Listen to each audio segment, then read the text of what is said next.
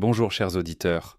Aujourd'hui, vous allez découvrir l'histoire de comment, après le blackout, l'escouade Phénix affronte un silence assourdissant et la terrifiante mutation d'un monde jadis vibrant. Au fait, écrivez dans les commentaires de quelle ville vous venez. Nous sommes très curieux de le savoir. Maintenant, installez-vous confortablement et bonne écoute. Le silence était plus lourd que le bruit des bombes. C'était le silence d'un monde qui avait cessé de respirer. Ce n'était pas le calme apaisant de la nature, mais une absence assourdissante, le vide laissé par des millions de vies évanouies.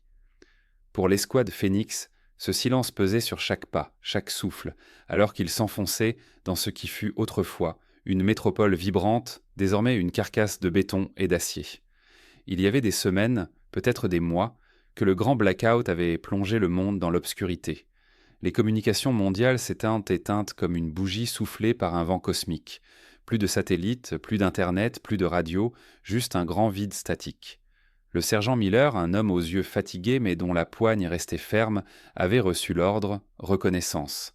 Évaluer les dégâts, éviter tout contact et surtout comprendre pourquoi cette ville, un ancien hub technologique et économique, était devenue un mausolée. Leur équipement était limité, chaque balle, chaque ration, un trésor non renouvelable. L'autonomie forcée était la nouvelle règle du jeu.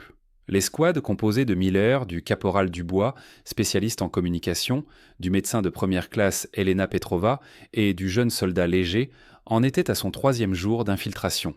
Leur visage, marqué par la poussière et la fatigue, reflétera la gravité de leur mission. Une mission pour laquelle aucune formation ne les avait réellement préparés. La ville s'offrait à eux, défigurée mais étrangement préservée dans sa désolation. Les véhicules étaient figés au milieu des rues, des squelettes métalliques rouillés, leurs portières ouvertes comme des bouches hurlantes. Les vitrines des magasins, brisées, laissaient entrevoir des mannequins poussiéreux, figés dans des poses absurdes, témoins silencieux d'une consommation effrénée. La nature opportuniste avait commencé son œuvre de reconquête avec une vigueur presque agressive. Des lianes épaisses et s'enroulaient autour des lampadaires, les transformant en totems végétaux. Des herbes folles percétrant le bitume, déchirant le béton comme du papier. Léger, le plus jeune, n'avait jamais vu de ville aussi grande autrement qu'en images de synthèse. Ses yeux s'écarquillaient, partagés entre la fascination pour cette jungle urbaine et l'horreur de ce qu'elle représentait. Il se rappela une discussion avec son grand-père, ancien combattant, qui lui avait décrit des villes dévastées par la guerre. Mais celle-ci, c'était différent. Pas de cratères d'obus, pas de traces de bombardements intensifs, pas de marques de combats acharnés, juste l'arrêt brutal, un arrêt qui avait laissé le temps à la vie de s'adapter, de muter, mais pas à l'homme de comprendre.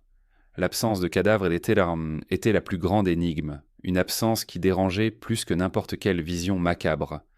Dubois, le casque vissé sur les oreilles, ses doigts agiles balayant les fréquences de son équipement radio, ne captaient rien. Seulement le souffle du vent dans les carcasses d'immeubles, un murmure fantomatique qui semblait se moquer de ses efforts. « Toujours rien, sergent, pas un seul signal. On est seul au monde, ou presque. » Sa voix était empreinte d'une frustration contenue, une amertume palpable. Il avait été formé à rétablir des liaisons dans les conditions les plus extrêmes, à trouver le moindre filet de communication, mais là c'était le vide absolu. Le silence radio était total, implacable. Miller se contentait d'un hochement de tête, le visage impassible. Il avait anticipé cela, mais l'absence de tout contact, la coupure totale avec le monde extérieur, pesait lourdement sur le moral de l'escouade. Ils étaient en une aiguille dans une botte de foin, sans fil pour les retenir, sans voie pour les guider. Ils progressaient avec une prudence méthodique, les fusils en position basse, les regards balayant les étages supérieurs, les recoins sombres des ruelles, chaque membre de l'escouade se couvrant mutuellement. Les protocoles de déplacement en zone urbaine étaient appliqués à la lettre, chaque mouvement calculé, mais l'absence d'ennemis visibles rendait l'exercice étrangement surréaliste, presque absurde. Chaque ombre était un piège potentiel, chaque souffle une menace. La ville était devenue un prédateur silencieux, ses pièges invisibles, ses crocs acérés. Un sentiment d'être observé, une sensation de malaise diffus, commençait à s'installer, perçant l'armure de leur professionnalisme. Ils avaient au moins découvert un peu plus tôt un appartement figé dans le temps, une table dressée pour un repas jamais consommé, les couverts encore brillants, la nappe immaculée. Sur le plan de travail, un journal intime ouvert, comme si son propriétaire venait de le quitter. Les dernières lignes parlaient d'une étrange maladie, de lumière dans le ciel et d'un silence radio soudain. Des mots qui donnaient des frissons, une vie interrompue en pleine phrase. Petrova, avec son regard clinique, avait examiné les lieux, ses gants d'inspection glissant sur les surfaces. Pas de signe de lutte, pas de sang, pas de désordre, juste l'absence. Comme si les habitants s'étaient évaporés dans l'air. « C'est propre, sergent, trop propre !» avait-elle murmuré, son ton soulignant l'anomalie. Miller avait acquiescé, son esprit de tacticien s'interrogeant.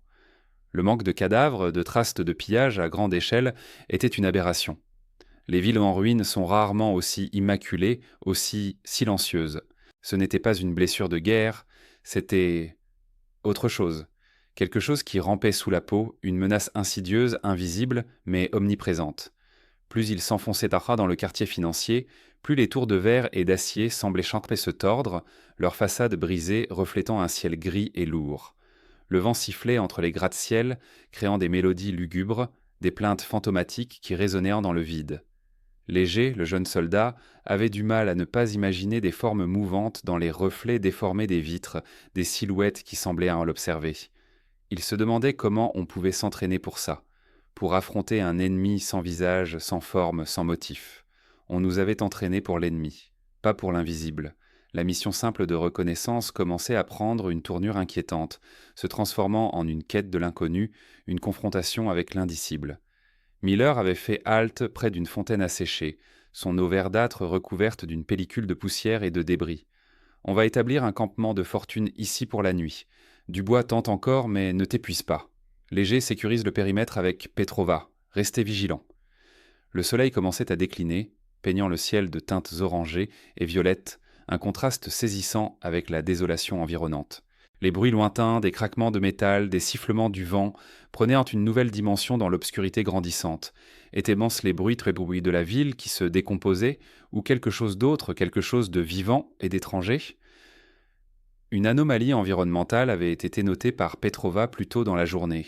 Une végétation d'un vert trop intense, presque fluorescent, des fleurs d'une taille anormale, aux pétales étrangement veinés. Elle avait prélevé des échantillons, mais sans laboratoire, leur analyse était impossible, laissant place à l'hypothèse et à l'inquiétude. C'était une observation troublante, un petit détail dans le grand tableau de la destruction, mais qui ne collait pas avec les lois naturelles qu'elle connaissait.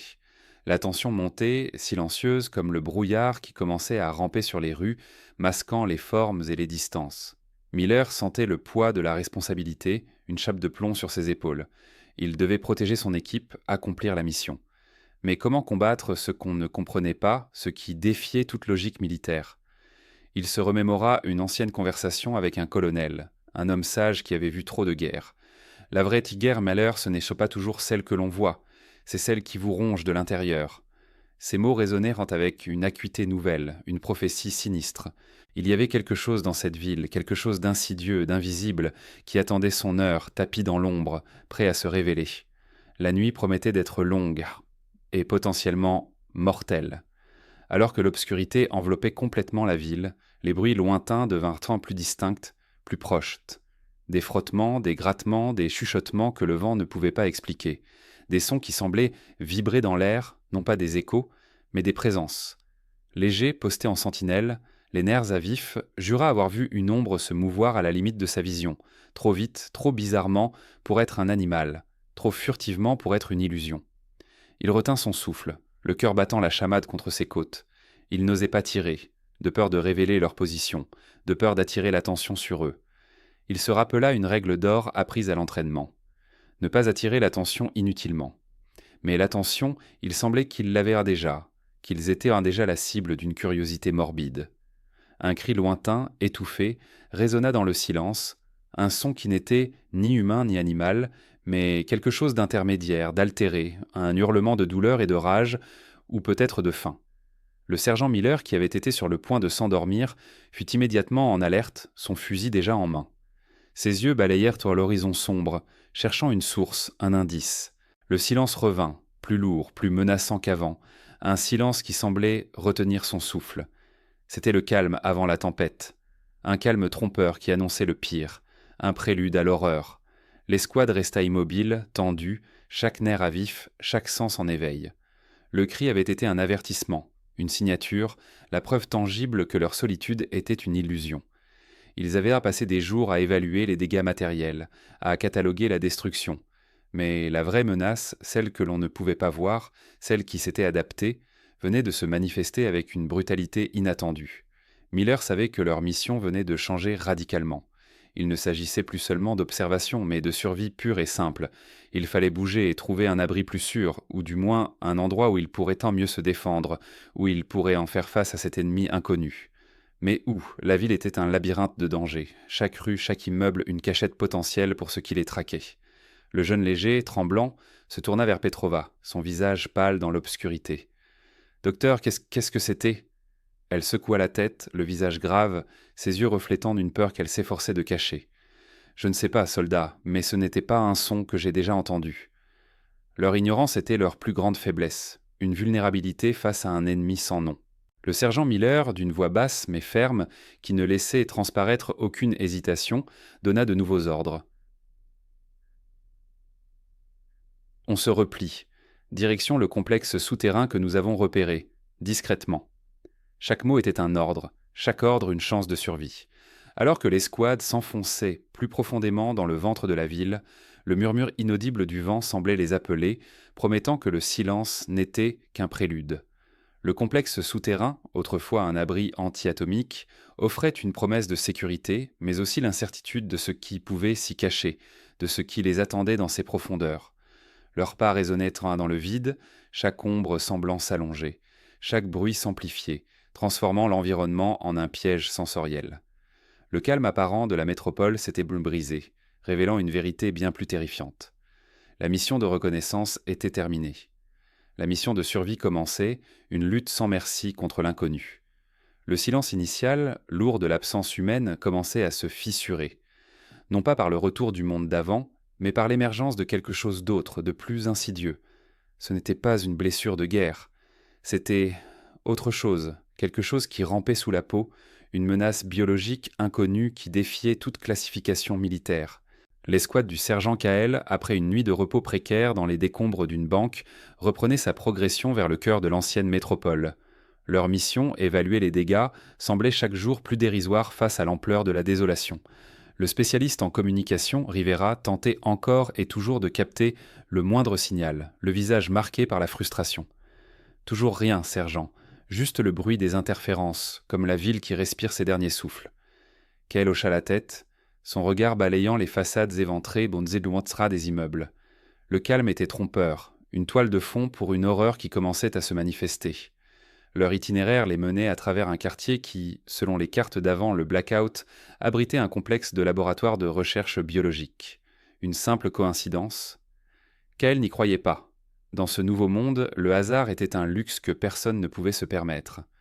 Le jeune recrue du bois marchait les yeux grands ouverts, absorbé par chaque détail de ce paysage apocalyptique.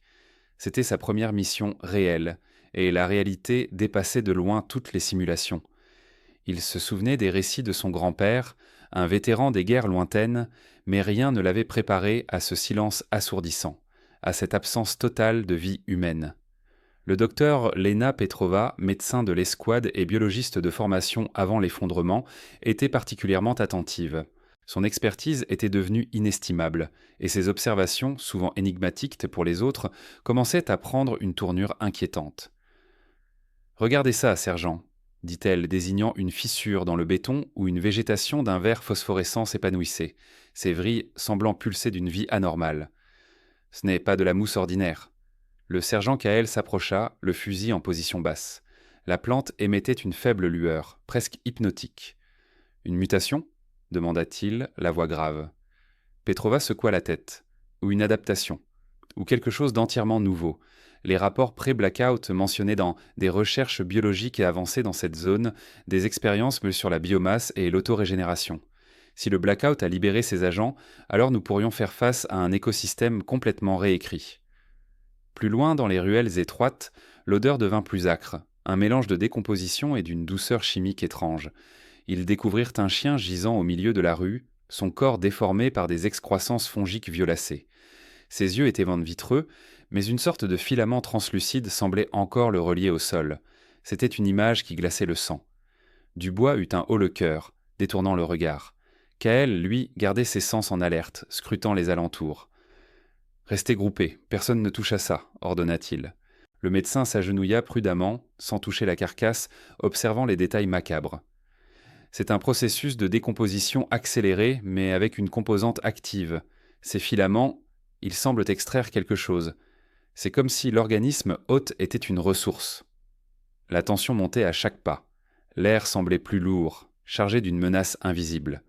Rivera, le spécialiste en reconnaissance, pointa du doigt un bâtiment plus loin, une façade couverte de ce même lichen phosphorescent. « Je n'aime pas ça, sergent.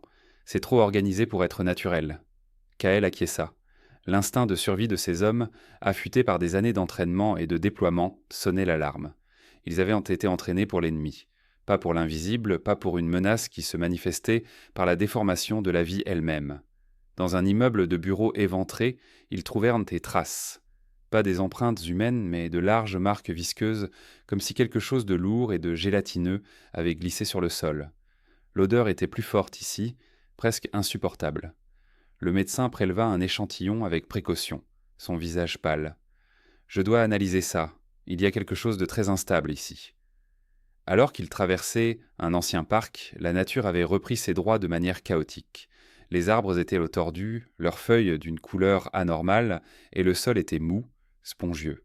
Soudain, un bruit, un craquement sec, suivi d'un froissement rapide dans les buissons. Tous les fusils se levèrent d'un mouvement fluide. Le cœur de Dubois battait la chamade. Il sentait la sueur couler le long de sa nuque. Son entraînement lui dictait de viser, de tirer, mais sur quoi ? L'ennemi n'avait pas de forme claire. Kael fit signe de ne pas bouger. Le silence revint, plus pesant encore que le précédent. Seul le vent sifflait faiblement, à travers les squelettes des gratte-ciel. « Ça nous observe, hein, » murmura Rivera, sa voix tendue. « Je le sens. » Ils restèrent immobiles pendant de longues minutes, chaque muscle tendu, chaque sens en alerte. Le bruit ne se reproduisit pas. Mais l'impression d'être épiés, d'être la proie, ne les quitta plus. C'était la première preuve irréfutable de la chose, même si elle restait invisible. Le sergent savait que leur mission venait de basculer. Éviter tout contact était devenu une chimère. Ils étaient sans maintenant dans une chasse, ou plutôt, ils étaient l'enchassés. Le commandant de l'escouade, un homme d'expérience, avait toujours insisté sur l'importance de la flexibilité tactique. Mais face à une menace biologique évolutive sans précédent, les protocoles standards de contamination semblaient dérisoires. « Nous devons réévaluer notre approche, Bondelen », dit Kael à son équipe lors d'un bref arrêt dans un abri de fortune. « Ce n'est pas un ennemi que nous pouvons engager avec nos armes conventionnelles, du moins pas directement. » Le médecin penché sur son microscope portable donna un soupir. « Sergent, ce que j'ai vu, les cellules se reproduisent à une vitesse incroyable, elles s'adaptent. C'est comme si elles apprenaient de leur environnement. » Un ancien habitant de la ville, un scientifique, avait laissé un journal. Il décrivait des événements étranges avant le blackout, des plantes qui poussaient trop vite, des animaux malades avec des symptômes jamais vus. Il parlait d'une symbiose forcée, une tentative de fusionner la vie organique avec des nanotechnologies pour une régénération environnementale. Son dernier mot était « erreur », une erreur qui était maintenant leur réalité. Rivera, le spécialiste en reconnaissance, avait repéré des mouvements anormaux sur ses capteurs thermiques, des signatures qui ne correspondaient à aucune forme de vie connue. Il y avait des poches de chaleur, puis des zones de froid extrême, se déplaçant de manière erratique. « Ça bouge vite, sergent. » Et ça ne semble pas suivre de schéma logique. La discussion s'engagea, tendue, sur la meilleure approche. Certains voulaient se replier, d'autres insistaient pour continuer la reconnaissance, convaincus qu'ils devaient en comprendre la menace avant qu'elle ne s'étende. Dubois, le plus jeune, écoutait, le visage grave. Il pensait à sa famille, à ce qu'il ferait s'ils étaient confrontés à ça. Son innocence de jeune recrue s'effritait à chaque nouvelle découverte. Cette mission n'était pas juste une évaluation de dégâts, c'était une plongée dans l'inconnu, une confrontation avec une nouvelle forme de guerre. La nuit tombait, drapant la ville de ses ombres menaçantes. Les bruits lointains, indiscernables le jour, prenaient une nouvelle dimension. Des raclements, des sifflements, comme si la ville elle-même gémissait sous l'emprise de cette nouvelle vie. Kael savait qu'ils étaient au bord d'un précipice. L'ignorance était une arme à double tranchant. Ils devaient comprendre, mais chaque pas vers la connaissance les exposait davantage. Le silence radio était un piège, mais le silence de la ville était un prédateur. Ils étaient seuls, face à une menace qui n'avait ni visage, ni intention, juste une faim insatiable d'adaptation et de croissance. Le contact était inévitable. L'escouade était maintenant consciente que chaque pas les rapprochait d'une confrontation qui redéfinirait leur mission et leur survie. La question n'était plus de savoir si cette chose allait les trouver, mais quand, et comment ils allaient y faire face. Alors qu'ils progressaient dans un dédale de ruelles sombres, un mouvement furtif attira l'attention de Kael. Une masse sombre, indistincte, se glissa entre deux véhicules abandonnés, trop rapidement pour être humaine, trop silencieusement pour être animale. C'était une confrontation presque évitée. Un aperçu rapide de la menace, mais suffisant pour glacer le sang. L'air se remplit d'une odeur métallique et âcre. Un frisson parcourut l'escouade. Ils étaient trop face à ce qu'ils cherchaient, mais ce n'était pas ce qu'ils espéraient retrouver. La chose, quelle qu'elle soit, était là. Kael donna l'ordre de se disperser et de se mettre à couvert, mais sans tirer.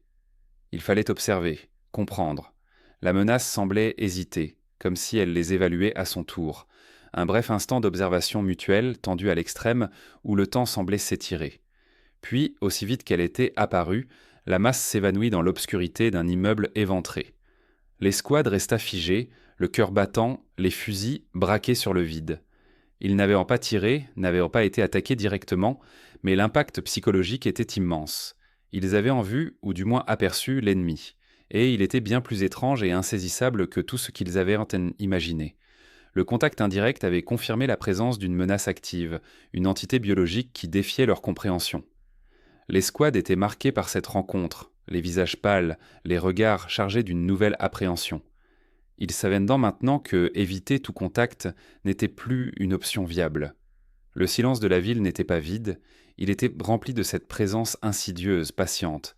La tension montait, et avec elle la certitude que la prochaine rencontre serait directe, inévitable et potentiellement fatale. Chaque pas les rapprochait désormais d'une confrontation qui redéfinirait non seulement leur mission, mais aussi leur survie. On nous avait entraînés pour l'ennemi, pas pour l'invisible. Cette vérité, brutale et inéluctable, s'est imposée à l'escouade au moment où la menace a cessé d'être une ombre furtive pour devenir une présence palpable, une force adaptative contre laquelle leur doctrine militaire semblait dérisoire. Après les découvertes troublantes du chapitre précédent, l'escouade avait ajusté sa progression. Chaque pas était calculé, chaque ombre scrutée avec une intensité nouvelle. Le sergent, un homme dont les cicatrices racontaient un plus d'histoire que n'importe quel manuel d'histoire militaire, avait redoublé de prudence. Le médecin, le caporal Dubois, avait passé des heures à examiner les échantillons recueillis, son visage creusé par la concentration, ses conclusions toujours plus alarmantes. La menace n'était pas un virus dormant, ni une simple mutation. Elle était active, réactive, elle apprenait. Et maintenant, elle les attendait. La première confrontation directe eut lieu dans un dédale de rues étroites, bordées d'immeubles éventrés. Un mouvement à peine perceptible dans le champ de vision périphérique de Miller, le spécialiste en reconnaissance, fut le prélude. Une forme sombre, élancée, se détachant de l'obscurité d'une allée. Ce n'était pas la silhouette d'un homme, ni d'un animal connu. C'était une agrégation de matière organique pulsante dotée d'une vitesse et d'une agilité déconcertantes. Le premier tir de Sanchez, le tireur d'élite, déchira le silence, mais la créature, si l'on pouvait l'appeler ainsi, ne fit que vaciller avant de disparaître avec une rapidité fulgurante. Le sergent ordonna un repli immédiat. La riposte fut inefficace. Les balles semblaient simplement passer à travers sa masse amorphe ou la déformer sans la détruire. Le caporal Dubois, qui avait pourtant vu les pires blessures de guerre, fut horrifié par la nature des altérations que la menace pouvait infliger. Un soldat, le jeune recrue, fut touché. Une brûlure corrosive, pas une blessure par balle. Une substance visqueuse d'un vert phosphorescent s'était incrustée dans sa chair, rongeant la peau à une vitesse alarmante. Dubois réagit avec une rapidité impressionnante, mais ses protocoles habituels étaient inutiles. Il improvisa, utilisant des compresses stériles et des antiseptiques puissants, priant pour que cela suffise. L'ingénieur, le caporal Léger, commença à analyser les débris laissés par la créature. Des fragments de matière organique, mais aussi des traces de ce qui semblait être des circuits biologiques rudimentaires. La menace n'était pas seulement vivante, elle était une symbiose étrange de l'organique et du technologique, une bio-ingénierie cauchemardesque. Les discussions tactiques se multipliaient. Comment combattre quelque chose qui s'adaptait, qui évoluait à chaque rencontre? Le sergent se rappela un ancien briefing sur les armes non conventionnelles, mais rien n'approchait cette réalité. La cohésion de l'équipe, forgée par des années d'entraînement et de déploiement, fut mise à rude épreuve. Les peurs individuelles se confrontèrent à la nécessité collective de survie. Sanchez, d'ordinaire si stoïque, avoua une nuit qu'il n'avait jamais douté de son fusil. Maintenant, il doutait de tout. Le sergent les écoutait, les rassurait, mais son propre esprit était un tourbillon de questions sans réponse. Le silence radio était un fardeau, les coupant de tout soutien, de toute information pertinente. Ils étaient seuls face à l'inconnu. Ils avaient un besoin de comprendre, de trouver une faille. Léger suggéra d'utiliser des impulsions électromagnétiques. Une idée folle, mais qui, au vu de la nature hybride de la menace, pouvait avoir un sens. Le sergent approuva. Il n'y avait plus de règles, seulement la survie. L'opportunité se présenta dans un ancien centre de données, un labyrinthe de serveurs rouillés et de câbles dénudés. La menace semblait attirée par les infrastructures, peut-être pour y puiser de l'énergie ou pour s'y reproduire. L'escouade tendit un piège. Léger avait bricolé un émetteur IEM rudimentaire, utilisant des batteries de véhicules abandonnés. Sanchez et Miller se postèrent en couverture, leurs armes prêtes, mais avec une nouvelle stratégie en tête. Le sergent et Dubois, avec le soldat blessé, attendaient en retrait. La créature apparut, plus grande, plus rapide que la précédente.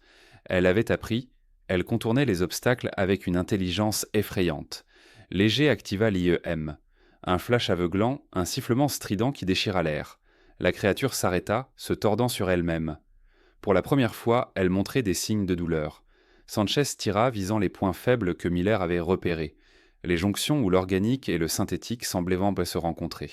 Les balles, cette fois, eurent un effet. La créature s'effondra, une masse gémissante, avant de se dissoudre lentement en une substance noirâtre et fumante. Un silence pesant s'installa, plus profond encore que celui de la ville. Ils avaient gagné, pour l'instant. Le coup de cette victoire était lourd. Le jeune recrue, malgré les efforts de Dubois, était gravement affaibli par la substance corrosive. L'escouade avait épuisé une grande partie de ses munitions et de ses ressources médicales, mais ils avaient aussi appris. La menace n'était pas invulnérable. Elle avait des faiblesses et elle pouvait être blessée. Ils avaient des échantillons, des observations et une compréhension plus profonde de ce qu'ils affrontaient. Le sergent ordonna de documenter chaque détail, chaque observation. Leur rapport serait crucial. Ils avaient tant survécu, mais la peur et la fatigue pesaient sur chaque membre de l'escouade. Les moments de répit étaient rares, remplis de réflexions sombres sur la nature de cette nouvelle guerre. Qu'est-ce que cela signifiait pour l'humanité, si l'ennemi pouvait évoluer aussi rapidement, aussi intelligemment? Étaient-ils les premiers témoins d'une nouvelle forme de vie ou d'une arme biologique échappée à tout contrôle? La camaraderie, cependant, s'était renforcée. Ils avaient affronté l'horreur ensemble, et cela les avait soudés d'une manière que seul le combat peut accomplir. Ils étaient en une unité, plus que jamais. Avec chaque membre de l'escouade touché ou témoin de l'horreur, la question n'était plus de savoir s'ils pouvaient s'échapper, mais comment ils pouvaient combattre l'inconnaissable. Ils avaient frappé un coup, mais la menace était vaste, et leur mission, loin d'être terminée, venait de prendre un tournant décisif. Le vrai combat ne faisait que commencer, et l'escouade savait qu'elle devait trouver un moyen de communiquer ce qu'elle avait découvert, avant qu'il ne soit trop tard pour le reste du monde. La survie, ce n'est pas toujours héroïque, parfois c'est juste un pas de plus. Mais ce jour-là, pour l'escouade du sergent Miller, chaque pas était une déclaration de guerre, une promesse de ne pas céder. Après les horreurs entrevues, les pertes subies et la compréhension terrifiante de la menace, il n'y avait plus de place pour l'hésitation. Le plan était audacieux, presque suicidaire, mais c'était le seul qu'ils avaient craint. Un plan né de l'observation minutieuse de l'ennemi, de ses faiblesses, de ses habitudes, et de la détermination farouche de ne pas laisser cette abomination définir la fin de l'humanité. Ils avaient vu la bête évoluer, s'adapter, apprendre, et ils devaient en faire de même. Le temps de la fuite était révolu, celui de la riposte était venu. Ils avaient passé la nuit à préparer leur assaut dans les ruines d'un ancien centre commercial, un labyrinthe de béton et de verre brisés. Le sergent Miller, le visage marqué par la fatigue et la détermination, étalait une carte rudimentaire sur un carton déchiré. Autour de lui, les visages de ces hommes reflétaient un mélange de peur, de résignation et d'une étrange lueur de défi. Le plan était simple dans sa brutalité, attirer la chose, comme il l'avait tant surnommée, dans un piège, un cul-de-sac où l'ingéniosité humaine pourrait, espérait-il, surpasser la force brute et l'adaptation biologique. Ils avaient identifié une zone de convergence, un point où la menace semblait se regrouper, peut-être pour se reproduire, peut-être pour se reposer. Une ancienne station de métro profonde et labyrinthique, offrant des points d'étranglement et des chemins d'évasion potentiels. Le docteur Elena Petrova, leur médecin de campagne, avait mis au point un cocktail improvisé d'agents chimiques, un mélange corrosif et inflammable à base de carburant et de produits de nettoyage industriel trouvés dans les décombres. Une arme de dernier recours, rudimentaire mais potentiellement efficace contre une entité biologique.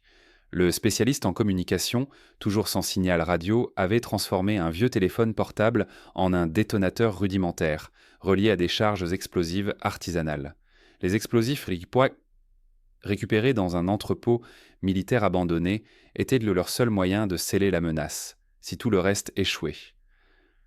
La jeune recrue, Dubois, était pâle, mais ses yeux brûlaient d'une détermination nouvelle. Il avait vu ses camarades tomber, et cette expérience l'avait transformé. Il n'était plus le jeune homme inexpérimenté du début de la mission. Il était un soldat prêt à se battre. Ils avaient aussi mis au point un système de signalisation visuelle, des fusées éclairantes et des balises lumineuses pour coordonner leurs mouvements dans l'obscurité des tunnels. Chaque détail avait été discuté, chaque scénario envisagé, chaque risque évalué. L'incertitude planait toujours, mais ils avaient rendu un plan. C'était tout ce qui comptait. L'aube pointait à peine quand ils se sont mis en mouvement, les ombres s'étirant comme des doigts squelettiques sur les ruines. Le silence de la ville était différent aujourd'hui, chargé d'une tension palpable, comme si même l'air retenait son souffle. Ils se sont déplacés avec la prudence des chasseurs, chaque pas calculé, chaque regard scrutant les recoins sombres des bâtiments éventrés. Le plan était en marche. Le sergent Miller, en tête, guidait ses hommes à travers les ruelles effondrées vers l'entrée dissimulée de la station de métro. Le docteur Petrova, avec son sac à dos rempli de bouteilles de liquide inflammable, avançait juste derrière lui, son visage concentré. Dubois, le fusil prêt, couvrait leurs arrières, sa jeunesse oubliée dans la gravité de l'instant. L'entrée de la station était un gouffre béant, un trou noir dans le ventre de la ville. L'air y était lourd, saturé d'une odeur métallique et âcre, celle que l'escouade avait appris à associer à la chose. Ils ont allumé leurs lampes torches, les faisceaux perçant l'obscurité épaisse, révélant des graffitis délavés sur les murs, des affiches déchirées, des rails rouillés. Le spécialiste en communication a commencé à déployer les charges explosives, les plaçant stratégiquement pour effondrer les tunnels d'accès une fois que la chose serait piégée. C'était un travail minutieux, effectué sous la pression du temps et de la peur. Chaque câble, chaque détonateur était vérifié et revérifié. Le sergent Miller a donné le signal. Le plan d'attraction a commencé. Ils ont utilisé des émetteurs sonores à basse fréquence conçus pour imiter les sons que la chose semblait produire, un mélange de cliquetis et de sifflements gutturaux. Le son a résonné dans les tunnels, un appel à l'abîme. L'attente était insoutenable. Chaque ombre semblait bouger, chaque goutte d'eau tombant du plafond résonnait comme un coup de tonnerre. Puis un mouvement, une forme indistincte, rapide, se déplaçant dans l'obscurité. La chose répondait à l'appel. Elle était plus grande qu'ils ne l'avaient imaginé, une masse rampante de chair et de chitine, avec des appendices multiples et des yeux phosphorescents qui percèrent l'obscurité. Elle se déplaçait avec une agilité terrifiante, glissant sur les rails, ses griffes raclant le béton. Le sergent Miller a donné l'ordre d'ouvrir le feu. Les fusils ont crépité, les balles traçantes éclairant brièvement la bête. Mais les balles semblaient avoir peu d'effet, rebondissant sur sa carapace ou s'enfonçant dans sa chair sans la ralentir. C'était comme tirer sur un char. La chose a émis un cri strident, un son qui a fait vibrer les os de l'escouade, un rugissement de rage et de douleur. Elle a accéléré, se dirigeant droit vers eux. Le piège était en place, mais la bête était plus rapide et plus résistante qu'il ne l'avait prévu. Le docteur Petrova a jeté ses bouteilles inflammables, le liquide se répandant sur le sol, créant une nappe brillante. Le spécialiste en communication a activé le détonateur. Une explosion a retenti, un mur de flammes s'élevant dans le tunnel, engloutissant la chose dans un rugissement infernal. L'escouade a reculé, les yeux rivés sur le brasier. Mais le hurlement n'a pas cessé. La chose était toujours là, se débattant dans les flammes, brûlant mais pas vaincue. C'était un spectacle d'horreur, une créature sortie d'un cauchemar. Le sergent Miller a compris. Les explosifs et les flammes ne suffiraient pas. Il devait sceller la bête, l'enterrer vivante. Le sergent Miller a hurlé des ordres, sa voix rauque mais ferme. « Dubois, avec moi. Petrova, continue le feu. Spécialiste, prépare la deuxième charge. » Dubois, le visage couvert de suie, a hoché la tête, sa détermination intacte. Il devait se rapprocher, attirer la chose plus profondément dans le tunnel, là où la structure était la plus instable. C'était une course contre la montre, une danse macabre entre la vie et la mort. La chose, bien que brûlée et blessée, était toujours incroyablement rapide et agressive. Elle a chargé, ses appendices s'agitant, ses yeux rouges de fureur. Le sergent Miller et Dubois ont tiré, reculant pas à pas, guidant la bête vers le point de rupture. Le docteur Petrova a continué de lancer des cocktails, improvisés, les flammes dansant autour de la créature, la ralentissant à peine. Le spécialiste en communication, les mains tremblantes mais le regard fixé sur sa tâche, a activé la deuxième charge, celle qui devait sceller l'entrée même du tunnel. Mais la chose a déjoué leurs attentes. Elle a ignoré les flammes, se jetant sur Dubois, le projetant contre le mur. Le sergent Miller a tiré à bout portant, vidant son chargeur dans la masse rampante. La bête a vacillé, un liquide noir s'échappant de ses plaies, mais elle n'est pas tombée. Dubois était blessé, sa jambe tordue sous un débris. Le sergent Miller a dû faire un choix impossible, sauver Dubois ou sceller la menace. Le regard de Dubois a rencontré le sien, un mélange de douleur et de compréhension. « Ah, faites-le, sergent !» a-t-il crié, sa voix à peine audible. Le sergent Miller a hésité une fraction de seconde, une éternité. Puis il a pris sa décision. Il a activé le détonateur principal, celui qui devait faire s'effondrer le tunnel sur la chose. Le sol a tremblé, le plafond a commencé à s'effriter, des rochers et du béton s'écroulant dans un fracas assourdissant. La chose a été prise au piège, écrasée sous des tonnes de débris. Mais Dubois était toujours là. Le sergent Miller s'est précipité vers lui, le tirant de sous les gravats, ignorant le danger imminent. Le spécialiste en communication et le docteur Petrova ont couru vers eux, les aidant à s'échapper du tunnel qui s'effondrait. Ils ont couru, la poussière et les débris s'écroulant derrière eux, le rugissement de la chose s'estompant sous le poids de la terre. Ils ont réussi à s'extraire de justesse, le souffle coupé, le corps endolori. Le tunnel s'était effondré, scellant la bête sous des tonnes de béton. La mission était accomplie. Mais à quel prix ? Le silence est revenu, mais ce n'était plus le même silence qu'à leur arrivée. C'était un silence lourd, celui de la victoire amère et de la perte. Dubois était en vie, mais gravement blessé. Le docteur Petrova a fait de son mieux avec les moyens du bord, mais il avait besoin d'une aide médicale urgente. Le sergent Miller a regardé le trou béant, maintenant un amas de gravats. La chose était scellée, mais pour combien de temps ? Et combien d'autres existaient, non ? Ils avaient collecté des échantillons, des données, tout ce qu'ils pouvaient pour comprendre cette nouvelle menace. Le spécialiste en communication avait réussi à assembler un émetteur de fortune, suffisamment puissant pour envoyer un message codé, un rapport de mission détaillé, aux rares avant-postes encore actifs. Le message était clair, la menace n'était pas seulement structurelle ou politique, elle était biologique, évolutive, et elle avait appris à chasser. Le rapport décrivait la créature, ses capacités, sa résistance, la nécessité de développer de nouvelles stratégies de défense, de nouvelles armes. Il parlait aussi du sacrifice de Dubois, de la résilience de l'escouade, de la nature changeante de la guerre. Le coût humain de cette mission était lourd. Ils avaient en perdu des camarades et ceux qui restaient étaient marqués à jamais. Le sergent Miller, assis sur un bloc de béton, a regardé le ciel gris. Ils avaient en survécu. Mais le monde avait changé. La guerre n'était plus une question de frontières ou d'idéologie. C'était une lutte pour la survie de l'espèce contre un ennemi qui ne connaissait ni pitié, ni trêve, ni règles. Le vrai combat pour l'humanité ne faisait que commencer. Leurs informations seraient cruciales, mais suffiraient-elles ? La question restait en suspens, lourde de conséquences. L'escouade, réduite et épuisée, a entrepris le long chemin du retour, portant leurs blessés et le poids de leur découverte. Leur mission, initialement simple, avait révélé une vérité terrifiante. Le monde avait changé, et avec lui, la nature même de la guerre. L'escouade avait survécu, mais le vrai combat pour l'humanité ne faisait que commencer. La menace était contenue, pour l'instant, mais l'inconnu planait toujours, promettant de nouvelles épreuves, de nouvelles adaptations. La survie n'était plus une question de force brute, mais d'intelligence, d'ingéniosité et de résilience face à un prédateur qui évoluait plus vite que l'humanité ne pouvait comprendre. Leur pas résonnait ainsi dans le silence retrouvé de la ville, un silence qui n'était plus trompeur, mais lourd de la promesse d'un avenir incertain, où chaque ombre pourrait cacher la prochaine étape de l'évolution du prédateur. Merci d'avoir écouté cette histoire jusqu'au bout. Si cela vous a plu, n'oubliez pas de liker et de vous abonner pour ne pas manquer les prochains épisodes. À très bientôt.